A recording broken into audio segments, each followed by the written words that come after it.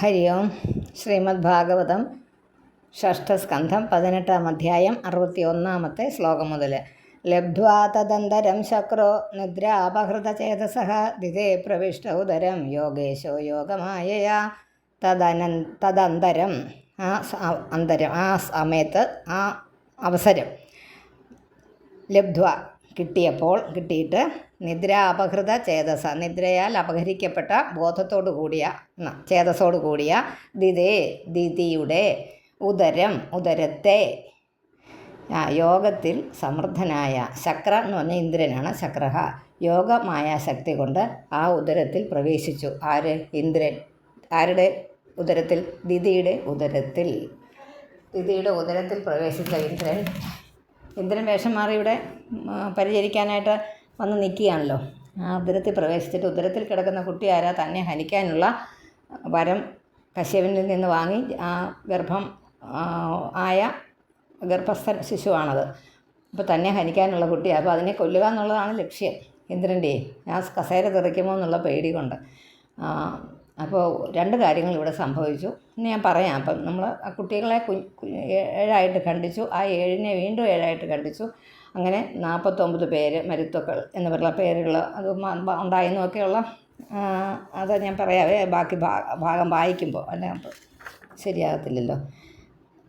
അങ്ങനെ ഭഗവാന്റെ കാരുണ്യം ഉള്ളതുകൊണ്ട് ഈ കുഞ്ഞുങ്ങളെ ഖണ്ഡിച്ചുകൊണ്ട് ഒന്നും സംഭവിച്ചില്ല. അതിന് കൂടെ ഒരു ഇതും കൂടെ വന്നു. എന്താ? ദിതിയുടെ വയറ്റിൽ എങ്ങനെയാ പ്രവേശിച്ചു?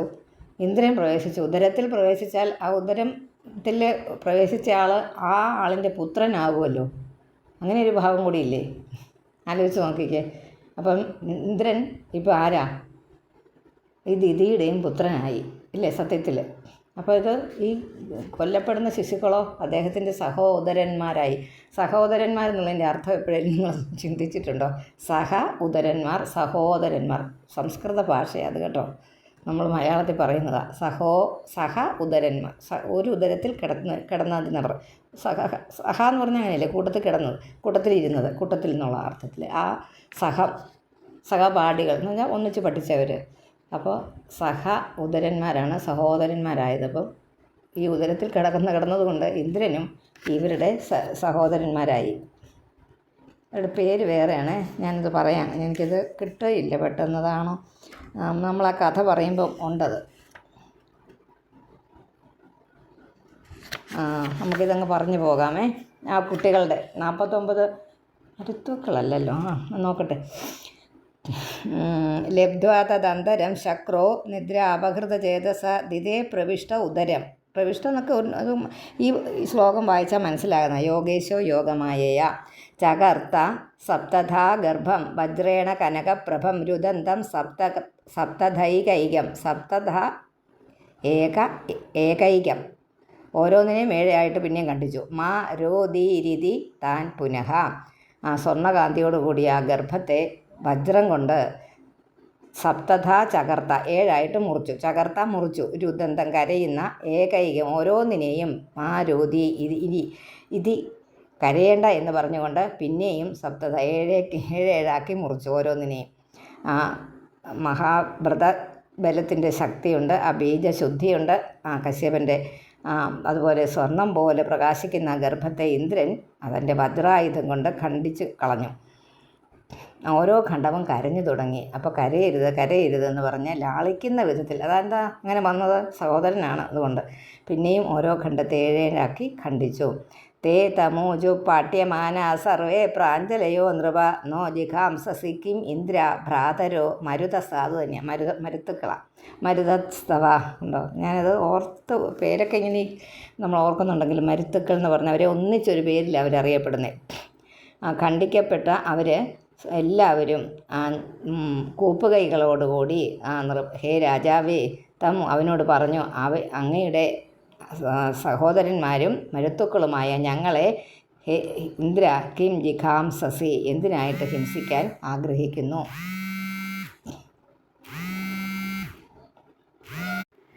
ചകർത്ത സപ്തധാ ഗർഭം വജ്രേണ കനകപ്രഭം രുദന്തം സപ്തധൈകൈകം മാരോദീരിതി താൻ പുന തേ തമോചു പാഠ്യമാന സർവേ പ്രാഞ്ജലയോ നൃപ നോ ജിഘാംസസി കിം ഇന്ദ്ര ഭ്രാതരോ മരുതസ്തവ മാ ഭൈഷ്ടഭ്രാതരോ മഹ്യം യൂയമിത്യാഹ കൗശികഃ അനന്യഭാവാൻ പാർഷദാൻ ആത്മനോ മരുതാം ഗണാൻ. ആ പാർഷദാൻ ആത്മനോ എന്നുള്ളിടത്ത് പാർഷദാൻ നിർത്തിയിട്ട് ആത്മനോ എന്ന് വായിക്കാമെങ്കിൽ നന്നായിരിക്കും. തെറ്റാതെ വായിക്കാം, അല്ലെങ്കിൽ വായിക്കാൻ പറ്റുമെങ്കിൽ ഒന്നിച്ച് വായിച്ചോ കേട്ടോ.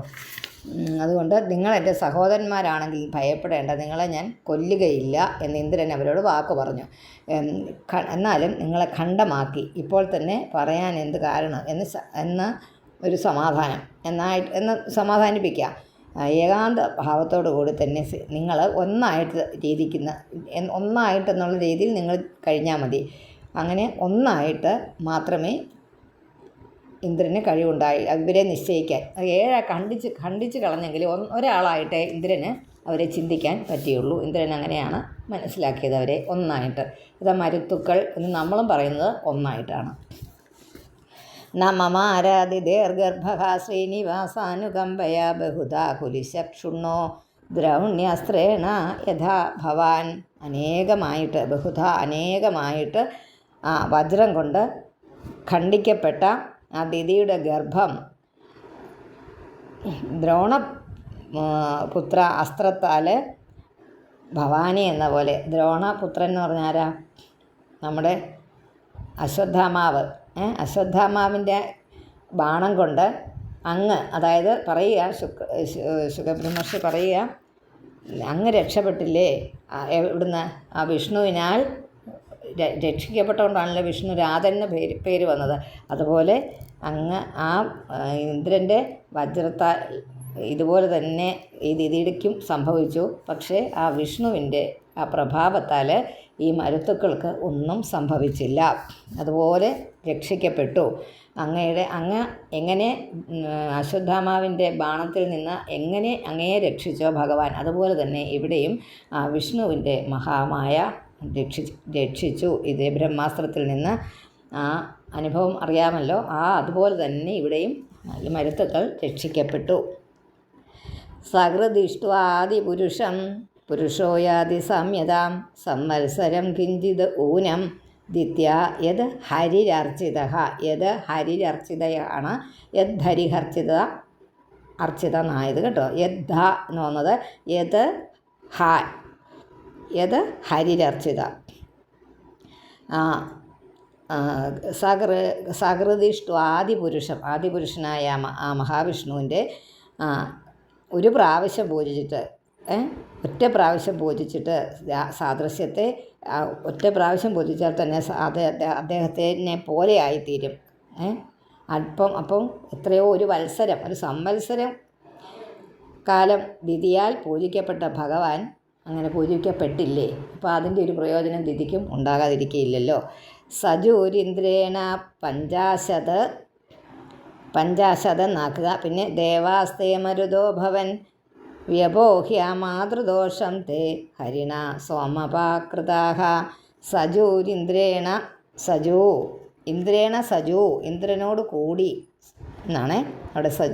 കൂടി ഇന്ദ്രേണ എന്നാ വായിക്കണം. ഇന്ദ്രനോട് കൂടി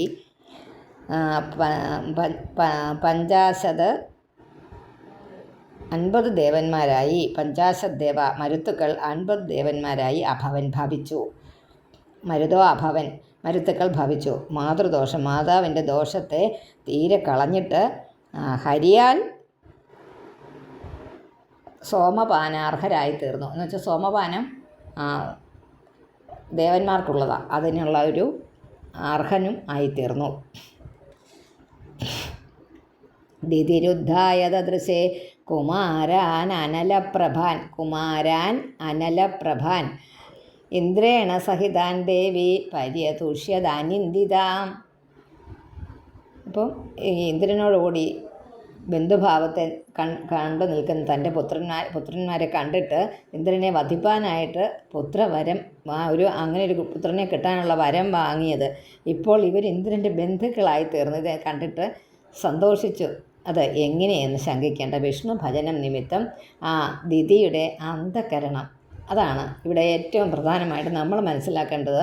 എനിക്കൊരു ഇന്ദ്രനെ കൊല്ലുന്ന ഒരു ദുഷിച്ച മനസ്സോടുകൂടി, ഞാൻ ആദ്യം നമ്മൾ തുടങ്ങിയപ്പോഴേ പറഞ്ഞു, ഒരു ദുഷിച്ച മനസ്സോടുകൂടി ഒരു സ്ത്രീയുടെ സ്ത്രീ സ്വഭാവം കൊണ്ടുള്ള ആ ഒരു കുൽസിത ബുദ്ധി കൊണ്ട് ഒക്കെ ആണ് ഭർത്താവിനെ സന്തോഷിപ്പിച്ച്, എന്ന് വെച്ചാൽ ശരിക്കുള്ളത് സന്തോഷിപ്പിക്കുന്നൊന്നും അല്ല, പക്ഷേ അത് അഭിനയത്തിൽ കൂടിയൊക്കെ സന്തോഷിപ്പിച്ച് ഒരു പുത്രനെ നേടുക എന്ന് കശ്യപന് സാധിക്കാത്തതായിട്ടൊന്നുമില്ലെന്ന് ദീദിക്കറിയാം.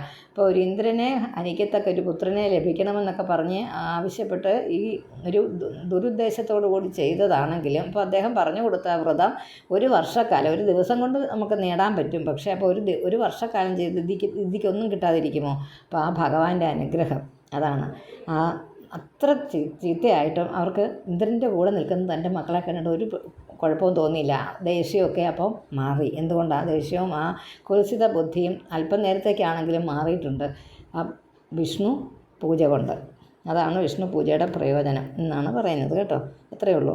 ആ വിരോധഭാവം, അതുകൊണ്ട് ഇന്ദ്രനെക്കുറിച്ചുള്ള വിരോധം അങ്ങ് മാറി. അപ്പോൾ പിന്നെ ശത്രു സംഹാരം നടന്നു അവിടെ. എങ്ങനെ തന്നെ നമ്മുടെ ഉള്ളിൽ തന്നെ ശത്രുവിനെ സംഹരിച്ചു. അവിടെ എല്ലാ ശത്രുസംഹാര പൂജയ്ക്കായിട്ട് വേറെ ആരും ശത്രുവിനെ കൊല്ലുകാൻ അർത്ഥത്തിലല്ല കേട്ടോ. പലയിടത്തും ശത്രു സംഹാരം ഞാൻ പല പ്രാവശ്യം പറഞ്ഞിട്ടുള്ള, നിങ്ങൾക്ക് ഇതിനകത്ത് ഗ്രൂപ്പിലുള്ള അംഗങ്ങൾക്കെല്ലാം അറിയാം ശത്രു സംഹാരം എന്താണെന്ന് എല്ലാവരോടും പറഞ്ഞിട്ടുണ്ട് പല പ്രാവശ്യമായിട്ട്. നമ്മൾ ഒരു ശത്രുവിനെ നമുക്ക് കൊല്ലാൻ സാധ്യമല്ല, കൊല്ലാൻ ആവശ്യപ്പെടുകയും വരുന്ന ഒരു ഭക്തർ ഒരു ഹീനപ്രവൃത്തി, ഹിംസ, അതൊരു ഹീനപ്രവൃത്തി, അത് ചെയ്യാൻ ഒരിക്കലും ആഗ്രഹിക്കരുത്. ഇല്ലാതാക്കാൻ ആണെങ്കിലും ഇല്ലാതാക്കുന്നത് എന്തിനാണ്? നമ്മുടെ മനസ്സിലായതിനെ ആ ശത്രുഭാവത്തെ കളയാൻ ഏറ്റവും എളുപ്പമാർഗ്ഗം എന്താ? ആ ആളിനെ മിത്രമാക്കുക. നമ്മുടെ മനസ്സുകൊണ്ട് ആ ആളിനെ മിത്രമാക്കിക്കേ. ഇത് എളുപ്പമാണോ എന്ന് ചോദിക്കും. അയാളിലുള്ള നന്മകൾ മാത്രം കാണും. അയാളുടെ തിന്മകളെ നമ്മളൊന്ന് കുറച്ച് നേരത്തേക്ക് മാറ്റി വെച്ചിട്ട് അയാളിലുള്ള നന്മകൾ, ആ നമ്മുടെ ശത്രുവിലുള്ള എന്തെങ്കിലും നന്മകളില്ലാത്ത ഒരാളുമില്ല, ആ ആളിൻ്റെ നന്മകളെ മാത്രം നമ്മളിങ്ങോട്ട് പെറുക്കിയെടുത്തേ അയാളോട് മറ്റേതങ്ങ് വിട്ടുകളാം. അപ്പം നമുക്ക് തോന്നുന്ന ഒരു മനോഭാവമുണ്ട് ആ ആളിന് ഇതൊക്കെ ഇങ്ങനെയൊക്കെ ഉണ്ടല്ലോ, ഇത്രയൊക്കെ ആണെങ്കിലും. അപ്പോൾ അതിനെ നമ്മൾ ഹൈലൈറ്റ് ചെയ്ത് നമ്മുടെ മനസ്സിൽ വെക്കുക. അപ്പം നമ്മളുടെ മിത്രമായിക്കോളും. കണ്ടാൽ നമുക്ക് ചിരിക്കാൻ തോന്നാത്ത തരത്തിൽ ശത്രുത നമുക്ക് വേണമെങ്കിൽ കാണിക്കാവുന്ന അവസരങ്ങൾ ഉണ്ടാക്കുന്ന നമ്മൾക്ക് വിരോധികളായിട്ടുള്ളവരുണ്ട്. പക്ഷേ അവരെ കാണുമ്പോൾ നമുക്കൊന്ന് മനഃപൂർവ്വം പുഞ്ചിരിക്കാം.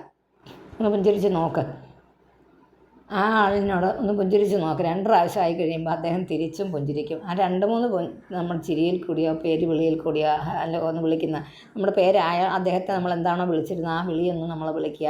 നേരിട്ട് അങ്ങോട്ടും ഇങ്ങോട്ടും കാണുമ്പം ആൾ ഏത് പുരുഷനാണെങ്കിലും സ്ത്രീ ആണെങ്കിലും ഞാൻ പറയുന്നത് ശത്രു ആയിരുന്നെങ്കിൽ അത് അല്ലാതായി തീർന്നോളും.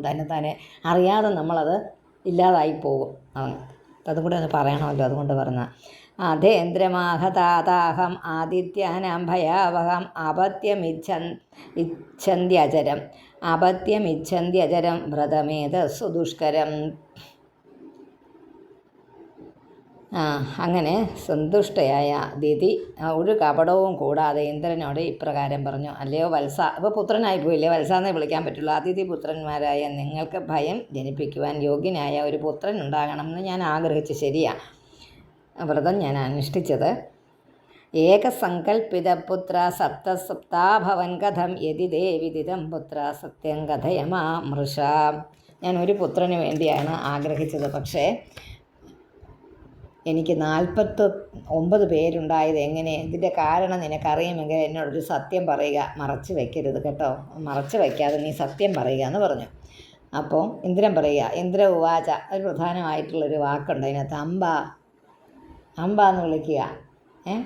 ശരിക്കും പറഞ്ഞാൽ ദിതിയും അതിഥിയും ജ്യേഷ്ഠതി അനിയത്തിയും അമ്പ എന്ന് വിളിച്ചാൽ തെറ്റൊന്നുമില്ല. പക്ഷേ അസുരന്മാരെല്ലാം ദിതിയുടെ പുത്രന്മാർ, ദേവന്മാരെല്ലാം അതിഥിയുടെ പുത്രന്മാരും.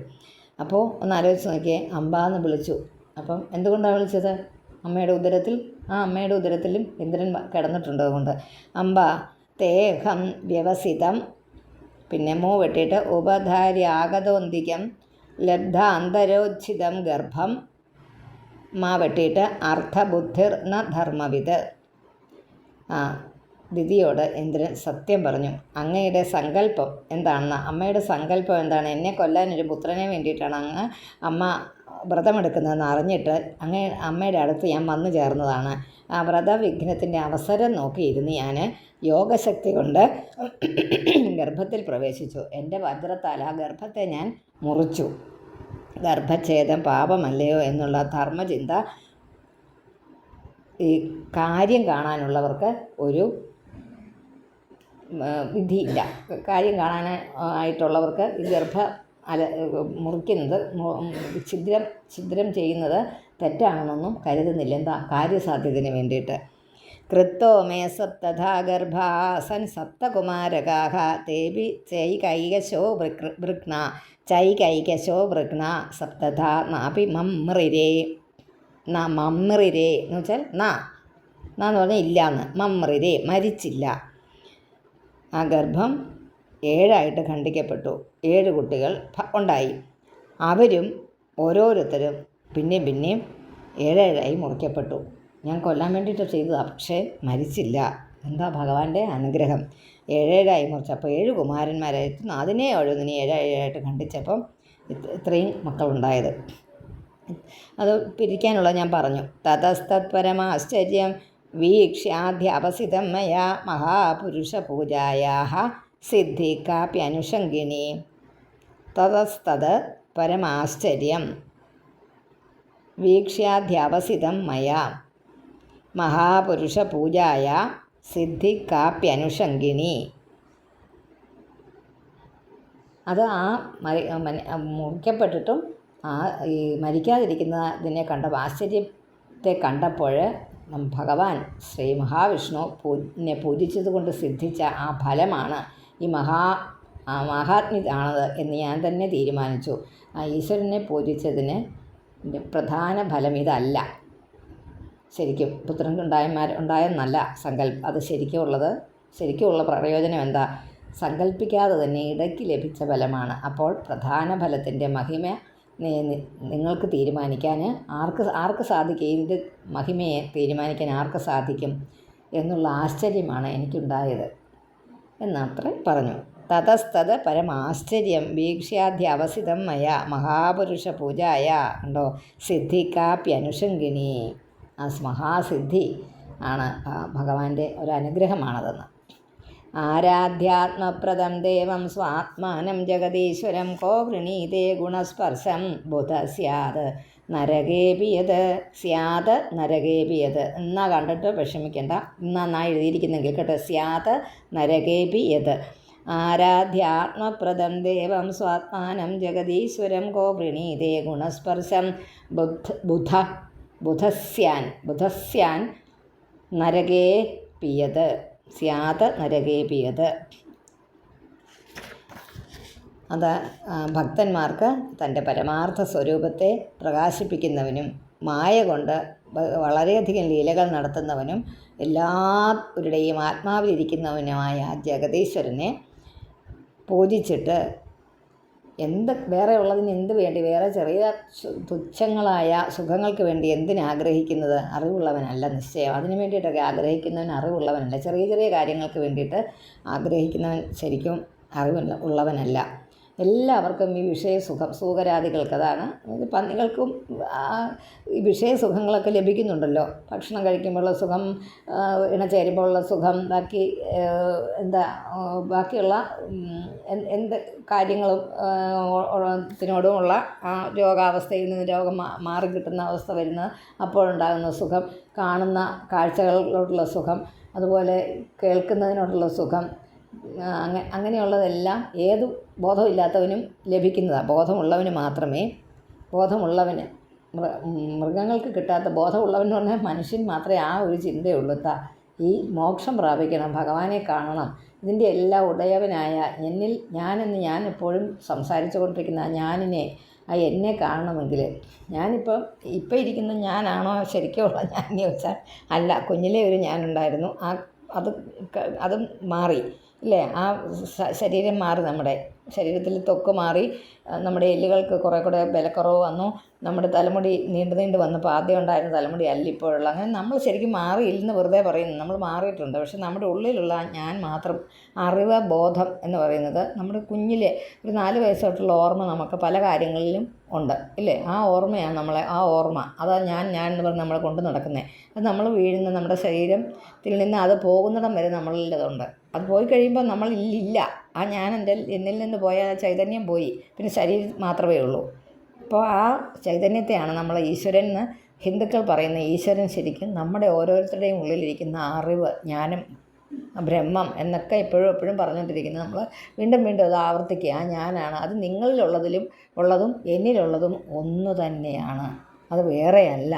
അതാണ് ഈശ്വരൻ സാക്ഷാൽ. അപ്പോൾ എങ്ങനെയെങ്കിലും അത് പിന്നെ ചോദിക്കും, അതെന്തുകൊണ്ടാണ് നിങ്ങൾ മനസ്സിലിരിക്കുന്നത്, എൻ്റെ മനസ്സിൽ വരാത്തത്? അപ്പോൾ അത് രണ്ടും രണ്ടല്ലേ? അതെ, മനസ്സ് വേറെയാ. നമ്മളിലുള്ള ആ ജീവൻ്റെ തുടിപ്പ് മാത്രമേ ഉള്ളൂ ഏകമായിട്ടുള്ളത്. മറ്റേത് നമ്മുടെ ചിന്ത, ബുദ്ധിയൊക്കെ വേറെയാണ്. അപ്പം നമ്മുടെ മനസ്സിലുള്ള ചിന്തകൾ, പക്ഷേ ഉള്ളിലുള്ള ചൈതന്യം എന്ന് പറയുന്നത് അതാണല്ലോ ഇതിനെല്ലാം തീരുമാനം ഉണ്ടാക്കുന്നത്.